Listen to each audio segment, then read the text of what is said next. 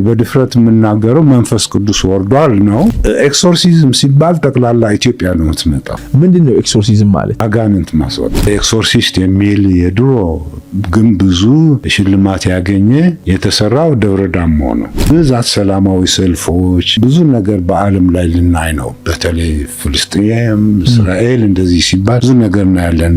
ጻድቃን ሳይነጋገሩ ይግባባሉ፣ ሳይቀጣጠሩ ይገናኛሉ ይባላል። ሱስ ነፍስ ይዘራና ያማክረኛል። ማጨስ ከሆነ በዛ በኩል ብትሄድና ብታጨስ ሰው አይ ምናምን የሚሞግት ነገር ከሉሲፈር በታች እንዲህ እንደ አጋንንት እንደ ቡዳ ብለን የምንጠራቸው እና ኢትዮጵያ በዚህ የታወቀች ናት።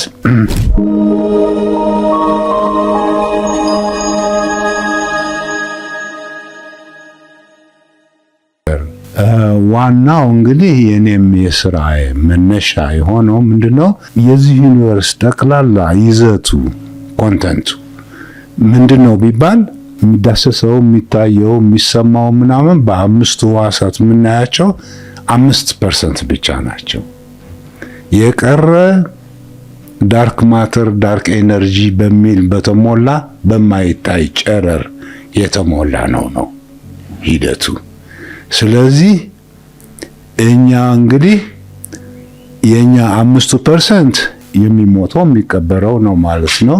የቀረው ግን ነፍሳችን የምንለው 95% ነው። ተዋህዶ ሲባል ለምሳሌ እንደ ባህል ሆኖ 5ና 95% የማዋሃድ ሂደት ማለት ነው። አንዱ ይሄ ነው። ሌላው ለምሳሌ በሳይኮሎጂ ብናይ ምንድነው ኮንሽስ ሳብኮንሽስ የሚሉት ነገር አለ እና ኮንሽስ ፐርሰንት 5% ብቻ ኮንሽስ፣ የቀረው እንግዲህ አንኮንሽስ ነው ማለት ነው። ስለዚህ ይሄ አንኮንሽስ የምንለው እንግዲህ ስቲል ነፍሳችን ነው ማለት ነው።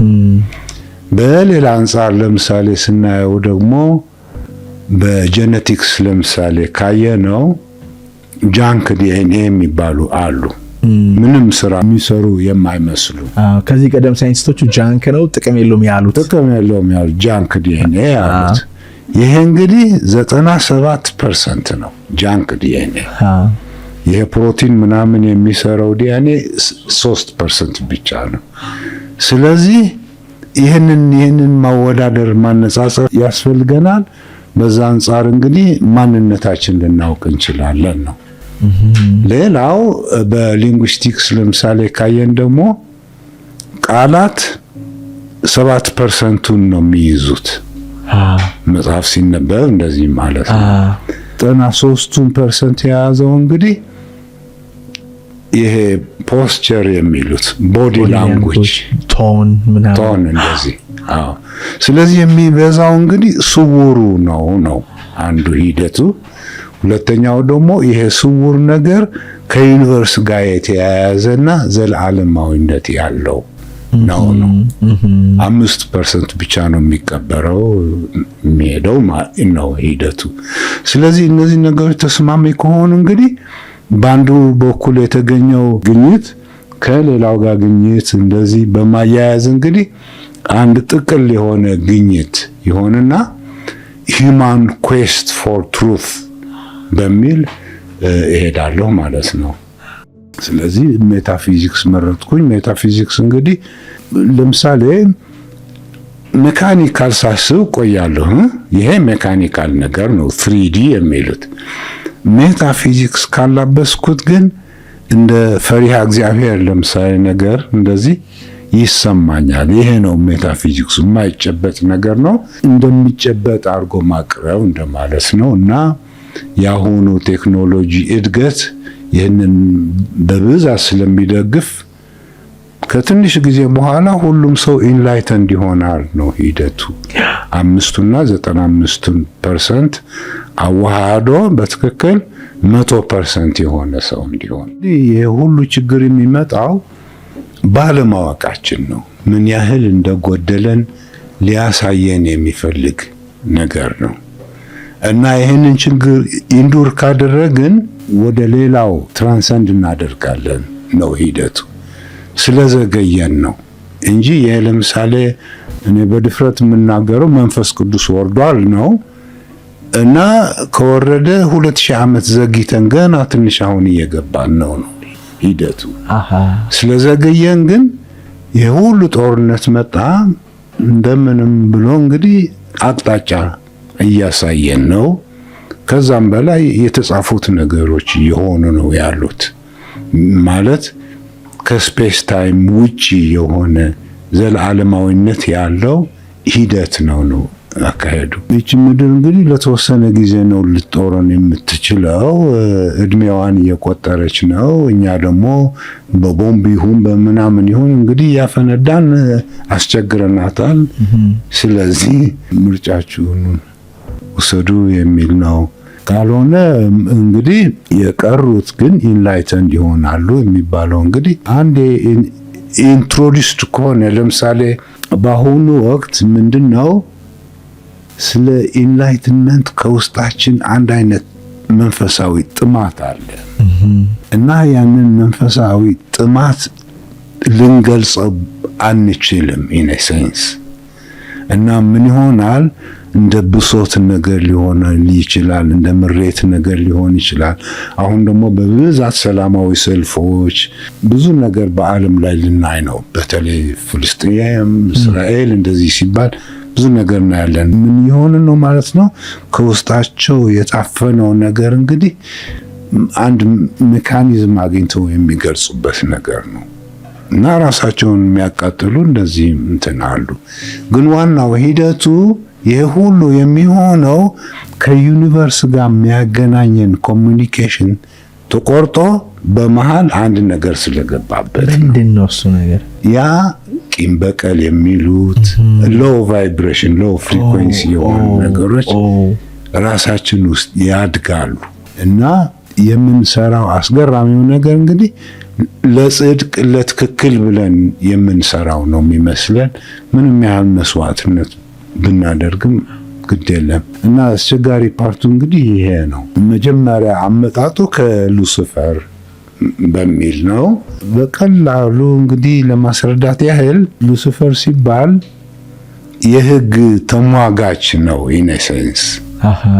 ለምሳሌ ሁሉም ነገር ብርሃን ሆኖ ቆይቶ እንግዲህ 5% ቦጭቆ እንደወሰደ ነገር ይሁንና በእኔ በኩል ነው ይሄንን እውቀት የምታገኙት አይነት ይሆናል እና እንግዲህ አስመሳይነት ነው። ምን መሆን ነበረበት? አንተና እኔ ለምሳሌ በቴሌፓቲ ልንገናኝ ኮሚኒኬት ልናደርግ እንችላለን። ባህላችንም እንደዛ ነው። ለምሳሌ ጻድቃን ሳይነጋገሩ ይግባባሉ፣ ሳይቀጣጠሩ ይገናኛሉ ይባላል። በዚህ አይነት ቫይብሬሽን ነበር የምንኖረው ነው እንትን ሂደቱ። አሁን ሉሲፈር ምን ያደርጋል? በእኔ ላይት ቢረር ይሉታል፣ በእኔ እውቀት ሲል እንግዲህ ያንን ትቶ ሞባይል ቴሌፎን ለመስራት የሚያስችል እውቀት ይሰጠናል ማለት ነው። ሰለጠን እንላለን ከዛ በኋላ። ይሄ ነው ሙግቱ። ከዛ በታች ያሉ እንግዲህ ስለ ሲስተም ሲያቃሉ ክሎዝ ሲስተም የሚባለው በኋላ አብራራዋለሁ። ወደ ሞት አቅጣጫ የሚሄድ አይነት ሂደት ያለ ነው። አሁን ይህንን በመጠቀም እንግዲህ ብዙ ክፋት የሚሰሩ ኤነርጂ የሚወስዱ አካላት አሉ ነው ስውራን አካላት። እነዚህ አጋንንት እንደዚህ እንላቸዋለን። እንደየቫይብሬሽኑ እንግዲህ ቡዳ፣ ዛር፣ አይነ ጥላ ምናምን ሟርት ራሱ ማኒፌስት የሚያደርግ አንድ አይነት ሃየር ስቴጅ የሆነ ይሁን የሚል ሂደት ነው። እንግዲህ አይሰማቸውም። እነሱ የሚያዩት እንግዲህ ሜካኒካል በሆነ ደረጃ ነው። 3D የምንለው ነገር ነው። እና ይህ አይነት ስልጣኔ እንግዲህ ዘመኑ እያለቀለት እየጠፋ እየሄደ ያለ ሂደት ነው። አሁን ወደ 4D ነገር እየወጣን ነው። 4D ማለት እንግዲህ መንፈሳዊነት የተጨመረበት ፊዚክስ እንደማለት ሜታፊዚክስ ማለት ነው። እና ፖዚቲቭ ኤነርጂ አለ፣ ኔጌቲቭ ኤነርጂ አለ። አሁን እነዚህ ኔጌቲቭ ኤነርጂ እንግዲህ ወደ ሞት የሚያስኬድ ስለሆነ የሞቱን ሂደት ባፋጥነው ለምሳሌ ኤነርጂ አገኛለሁ። የሞቱን ሂደት ባፋጥነው ለምሳሌ ኤነርጂ አገኛለሁ። ስለዚህ ጠላቴን ከገደልኩ ለምሳሌ ጥሩ ነኝ አይነት ነው። ምክንያቱም መግደሉ ራሱ ጭንቀቴን እንትን አድርጎታል እንደማለት ነገር ነው። ግን አክቹዋሊ በመንፈስ አይን እንግዲህ የዛ ሰውዬ ሶል ተበልቷል አይነት ሂደት ነው። ይሄ የሚያደርገው እንግዲህ የጥቁሩ ዓለም የአራተኛ ዲሜንሽን ነገር ነው። ይህንን ክላሪፋይ ያደርገዋለሁ። እነዚህ ናቸው እንግዲህ ሆሎግራፊክ ኢንሰርት የምንላቸው። ካርል ጉስታቭ ያንግ ለምሳሌ ሳይኮአናሊስት ሻዶው ይለዋል፣ ጥላ። በባህላችን አይነ ጥላ የምንለው እንደማለት ነገር እና ይሄ ይሰፍርብናል ማለት ነው። ሱስ ለምሳሌ አንድ ነገር ነው። ከዩኒቨርስ ጋር ሊያገናኝ የነበረውን ነገር ትቼ ሱሴን አሟላለሁ ማለት ነው። ከዛ በኋላ ያ ሱስ ነፍስ ይዘራና ያማክረኛል። ማጨስ ከሆነ በዛ በኩል ብትሄድና ብታጨስ ሰው አይህም ምናምን የሚሞግት ነገር ከሉሲፈር በታች እንዲህ እንደ አጋንንት እንደ ቡዳ ብለን ምንጠራቸው እና ኢትዮጵያ በዚህ የታወቀች ናት። በጥሩ ነው በመጥፎ ነው የታወቀችው ኢትዮጵያ በዚህ ኤክሶርሲዝም ሲባል ጠቅላላ ኢትዮጵያ ነው የምትመጣው። ምንድን ነው ኤክሶርሲዝም ማለት? አጋንንት ማስወጣት። ከዓለም ላይ ኢትዮጵያ ናት የምትታወቀው። በተለይ አንድ ኤክሶርሲስት የሚል የድሮ ግን ብዙ ሽልማት ያገኘ የተሰራው ደብረ ዳሞ ነው እና በጣም ትልቅ ክብር ያገኘ ነው። ብዙ መጽሐፍ ነው ወይስ ሪሰርች ነው? ሲኒማ ፊልም አለ። ዘ ኤክሶርሲስት የሚባል ኤክሶርሲስት ኢንተርናሽናል የሚታወቅ ነው። ኧረ በጣም የታወቀ ነው። ኢትዮጵያ ውስጥ መጥተው የሰሩት። ኦኬ። እና ወዴት ነው የሚወስደን ማለት ነው? ከስሪዲ ከፍ ስንል እንግዲህ ወደ ፎርዲ እንሄድና መንፈስ እንጨምርበታለን ማለት ነው። የስሪዲውን ነገር ይሄ መንፈስ እንግዲህ ፖዚቲቭ አለ፣ ኔጌቲቭ አለ ነገር ነው። ስለ ኔጌቲቭ ትንሽ ተነጋግረናል። ኤነርጂ ሰው ከሞተለት ለምሳሌ ደም ጠጣ ማለት ነው፣ ኤነርጂ ያገኘ። ኦኬ፣ በደም በመጠጣት ነው ኤነርጂ የሚያገኘው? እንደሱ ነው። ለደም ብዙም አላቅም፣ ግን ሲምቦሊክ ነው። ደም ፈሰሰ ሲባል ህይወት ጠፋች እንደማለት ነገር ነው። ዋናው ሂደቱ ግን አንድ ሲንቀሳቀስ የነበረ ነገር ሳደንሊ ፓራላይዝድ ሲሆን ባዶ ሲሆን የሆነች ኤነርጂ ሄዳለች ወጣለች ማለት ነው። ያችን ኤነርጂ ነው የሚፈልጉት። ሶል አንዳንዶች ለምሳሌ ሶል ማለት እንደ ብርጭቆ ነገር ናትና የምትሰባበር አይነት ናት ይላሉ። እና ተሰብራ ትሄዳለች ነገር ነው። እና አንድ ሰው እነዚህን መገጣጠም ካልቻለ ችግር ይኖርበታል ማለት ነው። እና ዞሮ እንግዲህ እንደ ማልቲፕል ፐርሶናሊቲ የሚሉት ምናምን ነገር ኢንፍሉዌንስስ ይኖሩታል ማለት ነው። እነዚህ ናቸው ሆሎግራፊክ ኢንሳይት። ከሃየር ዲሜንሽንስ ወደ ታች አወረዱን ነው እኮ። ከዛ በኋላ የእንስሳት ባህሪ ተለማመድን እንደገና አይነት ነገር ነው እንጂ በስራዬም ላይ ያነሳሳኝ እንግዲህ የኮዛሊቲ ፕሮብሌም የሚሉት ነገር ነው። ኮዝ ኤፌክትን ይቀድማል ማለት የዕለታዊ ስራችን ነው። ኤፌክት ኮዝን ይቀድማል ማለት ግን ዌስተርን አገሮች የማይዋጥላቸው ነገር ይሆንና በባህላችን እንግዲህ ከላይ ሆኖ የታችሁን መግዛት ማለት ነው የሚያስተምር ቶፕ ዳውን የሚለው። ስለዚህ ያ አይነት እውቀት ያ አይነት ስጦታ እንዲወሰድብን አደረጉ። ፊውዝና ፎርስ ዳይሜንሽናል ቲንኪንግን ተወሰደብን ነው። ወደ ስሪዲ ወረድን። ከዛ በገንዘብ በወርቅ ምናምን ማመን ጀመር። ዩኒቨርስ ምን ማለት ነው? አንዳንዴ ሳየው የሆነ መስመር ላይ ስንሄድ ለምሳሌ ታይም ስኬል የሚሉት የሆነ ቀጥ ያለ መስመር ላይ ስንሄድ ቆይተን ሳናውቀው የሆነ አይነት ሽክርክሪት ውስጥ እንገባለን እና ይህ አይነት ሽክርክሪት ነው እንግዲህ እኛን አሁን ያነጸው ነው ነገሩ። ያ ሽክርክሪት እንግዲህ ስፔስ ኤንድ ታይም ያለበት ነው። አሁን ከዛ ሽክርክሪት ለመውጣት እንግዲህ ወደ ቀጥተኛው መስመር ከሄድን ምን ይሆናል ማለት ነው? ዩኒቨርሳል የሆነውን ነገር አተይን አደረግን። ለምሳሌ ትንሽ ቴክኒካል ሊሆናል እንጂ አንድ ትልቅ ኤግዛምፕል ልስጥ። እሺ ክብደት ለምሳሌ weight F = ma እንደዚህ የሚባል ነገር force equal to mass times acceleration ነው። mass times acceleration።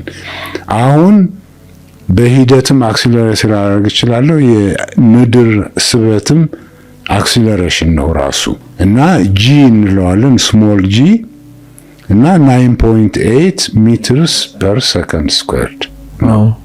ይህ እንግዲህ ጂ ስሞል ጂ ለካልኩሌሽን የሚጠቀምበት ነው እንጂ ትክክለኛ የጂ ትርጉም ምንድነው ብንል ምን ማለት ነው?